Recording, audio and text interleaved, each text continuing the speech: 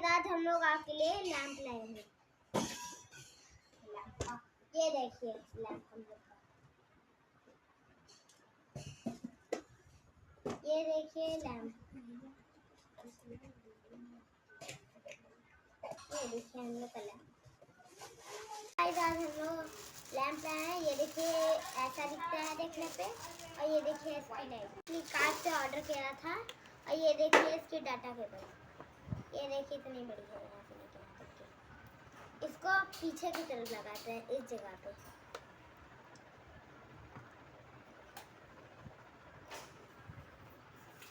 अरे तुम लाइट बंद करने पर ये देखिए ये ऐसे जलता है।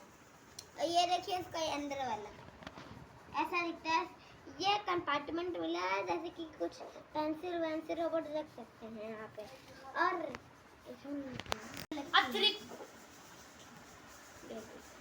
और ये देखिए लाइट तरह की लाइट है। ये पहली वाली चली गई, दूसरी वाली आ गया।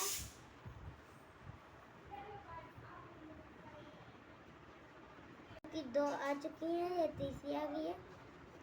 ये देखिए बंद हो गया। हेलो गाइस, आज हम लोग वीडियो में ये लाए। तो ठीक है, बाय बाय, सब्सक्राइब करिएगा।